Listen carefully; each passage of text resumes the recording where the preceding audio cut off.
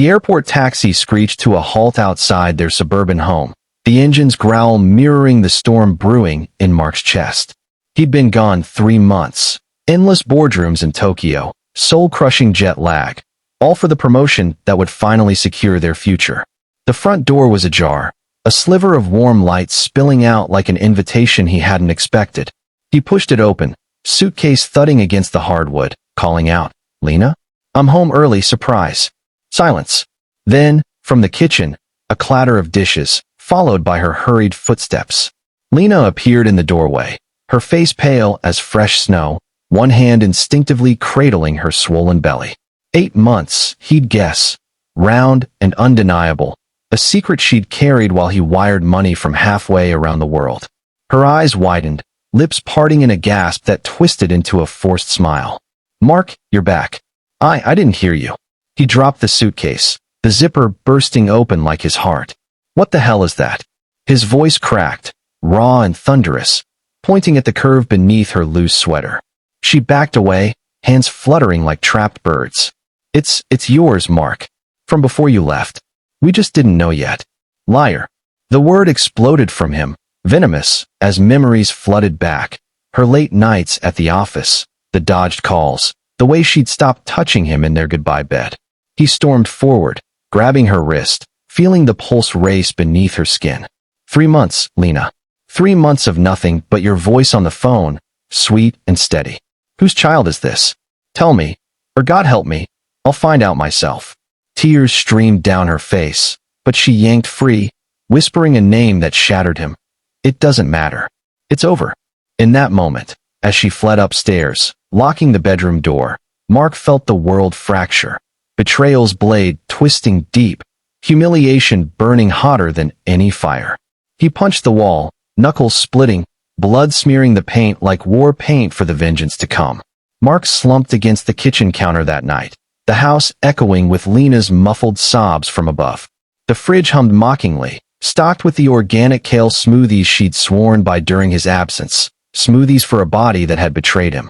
He cracked open a beer, the cold fizz doing nothing to quench the rage boiling in his veins. Whose child? The question looped like a noose, tightening with every unanswered second. By dawn, he'd rifled through her phone, texts from David, her co-worker, laced with hearts and late-night rendezvous. "Miss you already." One read, timestamped 2 weeks after Mark's flight had lifted off. The evidence was a gut punch, each emoji a fresh bruise on his soul. He didn't confront her then. No, revenge wasn't a scream. It was a whisper, a shadow creeping in. Mark called in sick to work, feigning exhaustion from the trip, and spent the day in the garage, tools clanging like accusations. He fixed the leaky faucet she'd complained about, wired the nursery camera system she'd begged for, every nail driven with imagined force into David's skull. By evening, when she ventured down, eyes red-rimmed and pleading, he served her dinner with a smile that didn't reach his eyes. "For the baby," he said, watching her hesitate before eating. The food was laced with nothing lethal, just enough laxative to keep her up all night, a petty torment mirroring his sleepless fury. Days blurred into weeks, the pregnancy advancing like an unwelcome invasion. Mark's promotion came through, a fat bonus that should have sparked celebrations, but he funneled it into a private investigator. "Dig deep," he instructed the grizzled man over burner phones. "I want everything. Affairs, finances, dirt." The reports trickled in. David, the slick sales exec with a gambling debt and a history of workplace harassment suits. Lena had been his project for months, their trysts in hotel rooms while Mark negotiated deals across oceans. Photos arrived, grainy shots of them tangled in sheets, her laughter frozen in pixels.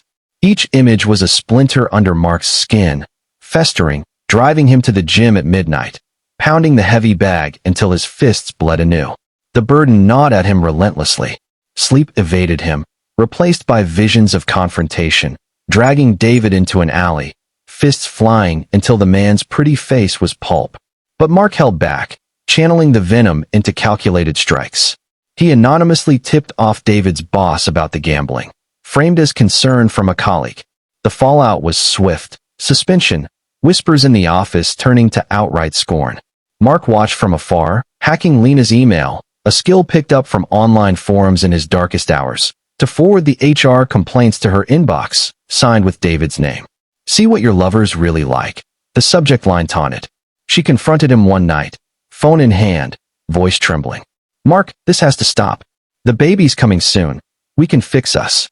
He laughed, a hollow bark that echoed off the walls. Fix us? You destroyed us. In the dim lamplight, he saw her flinch, hand on her belly as if shielding the child from his gaze. For a split second, doubt flickered, justice or destruction. The baby wasn't his, but it was hers, innocent in this web of lies. He could walk away, start fresh, leave the poison behind. But the image of her with David surged back, and he shoved the thought down, deep into the abyss. Get out, he snarled. Take your bastard and go. She didn't leave that night, too far along, too scared. Instead, the house became a battlefield of silences and slammed doors. Mark's friends noticed the change, his once easy laugh replaced by curt texts, his invitations declined. At a forced family dinner, his sister pulled him aside, eyes searching. What's eating you, bro? You look like hell. He waved it off, but inside, the lie festered, isolating him further. Work suffered, colleagues whispered about his mood swings, the promotion's shine dulling under paranoia. He installed trackers on her car, monitoring every errand, every potential slip. The obsession consumed him, meals skipped, mirrors avoided, his reflection a stranger hollowed by hate. One rain-lashed evening, as thunder rattled the windows, the turning point struck like lightning. He'd tailed her to the grocery store, hiding in the shadows, when she collapsed in the parking lot, contractions early, panic etching her face. A stranger helped, calling an ambulance, but Mark stayed frozen, heart hammering. For a heartbeat, he saw not the betrayer, but the woman he'd vowed to protect, vulnerable and alone. An unexpected truth pierced him. This child, innocent blood, would bear the scars of his vendetta. Could he destroy them all for the sake of justice? The ambulance wailed away, and he drove home alone, fists white on the wheel, the question burning unanswered. Revenge promised power, but in that moment, it felt like chains, dragging him toward a void where peace was a myth. Yet the rage won, as always, sharpening his resolve. David would pay, Lena would regret. The slow poison spread, unchecked. Months after the premature birth, a boy, named Elias by Lena in a hospital bed Mark never visited. The divorce papers arrived like a guillotine's shadow. Mark signed them with flourish, his lawyer ensuring he kept the house, the savings, everything but the alimony she'd fight for in court. Adultery clause, his attorney grinned, citing the evidence Mark had meticulously compiled. Timestamps, receipts, even a DNA test he'd secretly ordered on the cord blood, confirming the child's paternity with brutal clarity. David Ellis, 98% match. The results were his talisman, printed and folded in his wallet, a constant reminder amid the gnawing emptiness. Revenge evolved from whispers to roars. Mark's PI unearthed more. David's side hustle, fencing stolen tech from the office to feed his debts. With a few anonymous calls to the right cops, tips wrapped in the affair's filth, David was raided at dawn, cuffs snapping like applause. The news hit local papers. Exec busted in theft ring. Lena called, voice breaking over the line. Mark, please. He's out on bail, but the baby's father, Elias, needs stability. You're destroying us.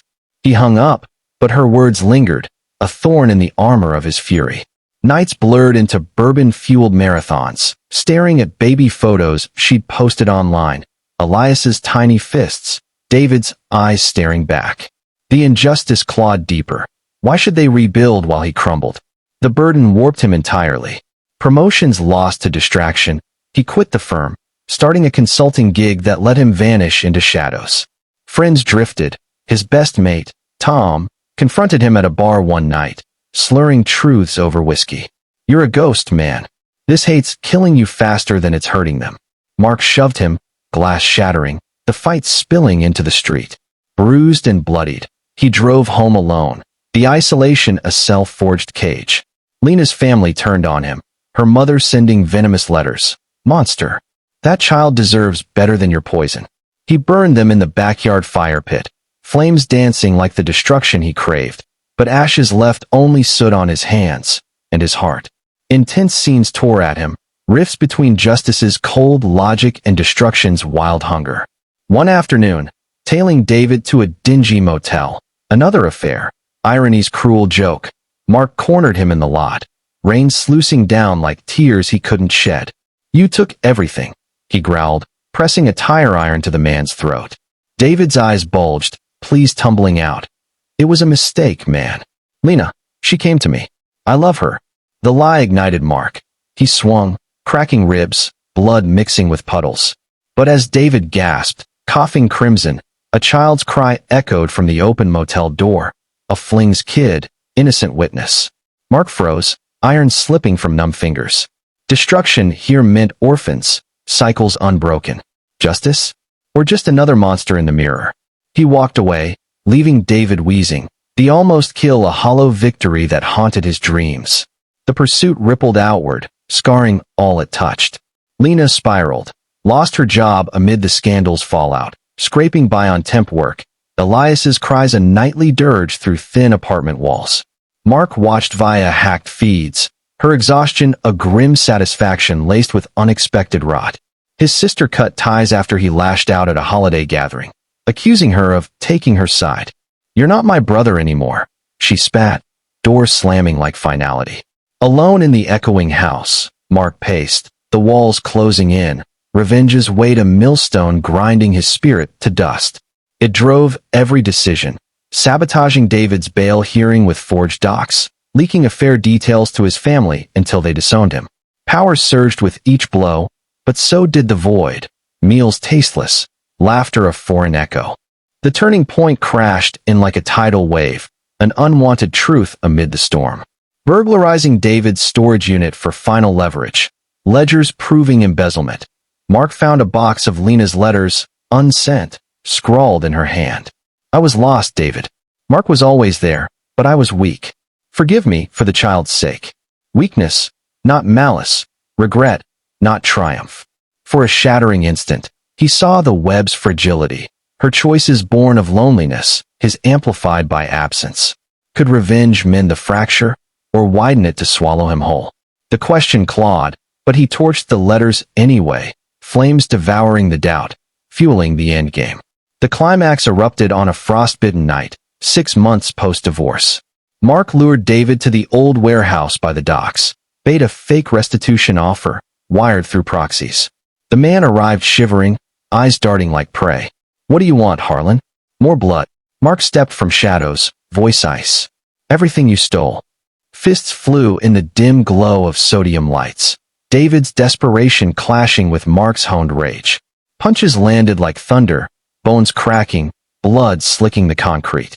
Pinned against crates, David wheezed, "She's with me now. The kid calls me Dad." "You lost." The words were napalm. Mark's knife flashed, poised at the throat, trembling with the precipice. Justice, one thrust, silence eternal. Destruction, a life snuffed, his own forever stained. He pressed, skin parting, a thin red line blooming. But in David's terrified eyes, Mark saw his own reflection, broken, insatiable. No peace in this, only endless dark.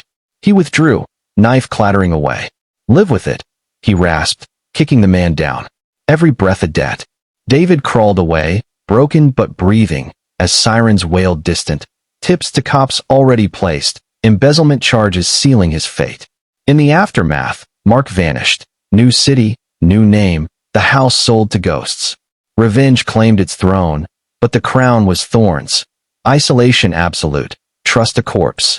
He watched from afar as David rotted in prison, Lena remarried to some fool, Elias growing without shadows. Satisfaction? A bitter ash. The cost carved deep, souls scarred, futures poisoned. Yet in the quiet, Mark raised a glass to the mirror, toasting the blade that freed him, even as it bound. Moral of the story. Revenge forges a throne of ashes, where victory tastes like the very poison it sought to purge.